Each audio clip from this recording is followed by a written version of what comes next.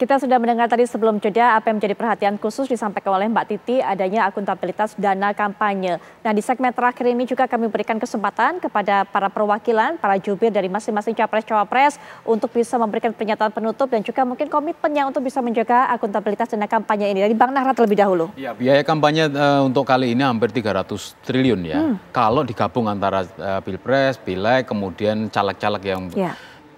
Tapi untuk anggaran pemilu sendiri hanya sekitar 80 triliun. Nah ini akan memancing pihak luar yang ingin mereka namanya investigative corruption.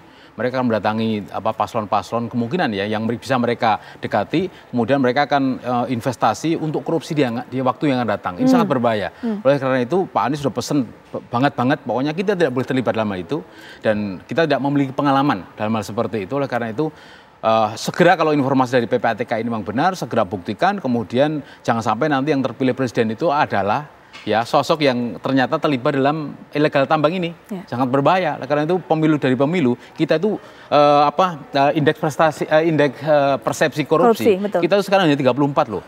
Dulu pernah 37, 36, sekarang turun sekali. Oleh karena itu Indonesia nggak pernah, apalagi nomor 100 nggak pernah. Karena apa? Semakin lama, semakin menuju ke sini, korupsi semakin tinggi. Dan pintu-pintu ini semakin banyak. Oleh karena itu kami sangat-sangat memberi apresiasi kepada PPATK. Kalau ini bisa dibuktikan nanti dan tertangkap ya, paslon yang mana, itu bagus sekali. Kita akan kasih, kalau perlu Pak Anies akan mendatangi PPATK untuk mengucapkan terima kasih ke sana. Baik, selanjutnya Pak Wihadi, silakan Pak Wihadi. Ya, kalau kita bicara mengenai masalah dana kampanye dan transparansi dana kampanye, itu adalah merupakan sesuatu hal yang sudah kami lakukan setiap saat pada saat kita melakukan Pilpres 2 kali yang lalu.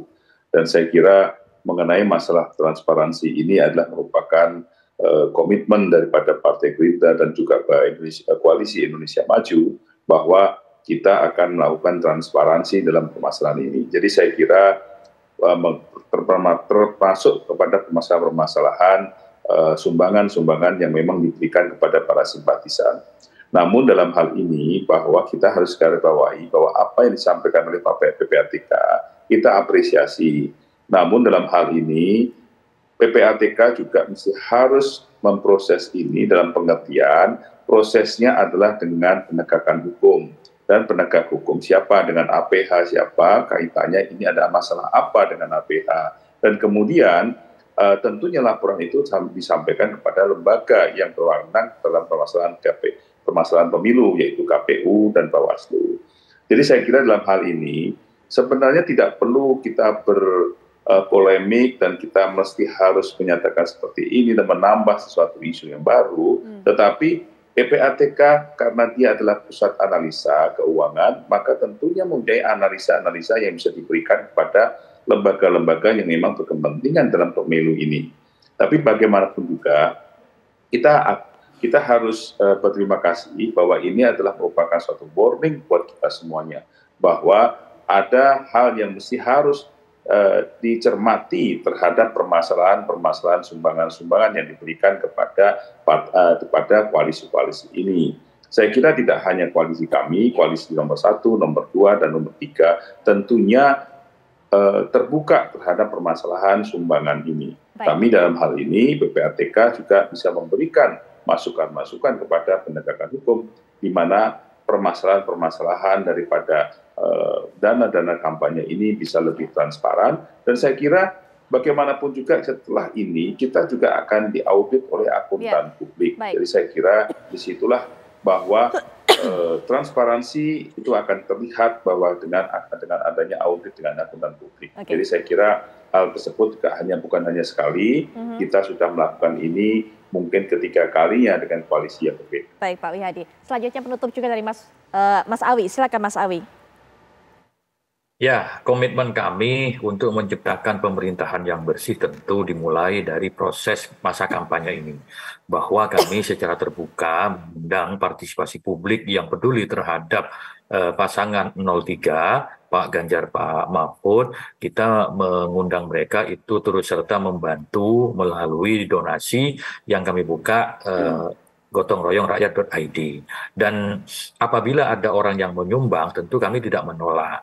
Sebagaimana selalu kami ingatkan bahwa sumbangan itu yang penting halal dan tidak mengikat. Halal maksudnya bahwa sumbangan itu berasal dari uang bukan hasil tindak pidana. Yang kedua, tidak mengikat. Tidak mengikatnya kita tidak ingin terbelenggu oleh kepentingan-kepentingan yang akan datang. Misalkan saya menyumbang sekian, tapi besok saya harus mendapat sekian. Karena itulah menjadi pintu terjadinya perilaku koruptif pada pemerintahan yang akan datang. Baik, terakhir juga penutup dari Mbak Titi. Singkat Mbak Titi. Ya, saya berharap kita semua sebagai warga pemilih lebih peduli pada akuntabilitas dana kampanye para calon. Oleh karena itu jangan paksa calon untuk menggunakan dana-dana ilegal. Karena peringatan dari PPATK itu kan ada dugaan dana itu akan digunakan untuk penggalangan suara atau politik uang. Itu yang saya dengar dari Pak Idam Holik. Oleh karena itu hal-hal seperti itu sebagai pemilih kita juga harus cegah. Jangan pernah toleransi pada politik uang. Jangan cepat tergoda dengan rayuan uang, barang, dan lain sebagainya. Pilihlah pemimpin karena kita memang memilih pemimpin itu untuk memimpin kita menuju Indonesia yang betul-betul baik. Yang akan bisa amanah. Yang dengan kemampuannya akan membawa Indonesia betul-betul mewujudkan tujuan bernegara. Jadi saya kira keduanya Mbak, satu jangan toleransi pada politik uang, politik transaksional.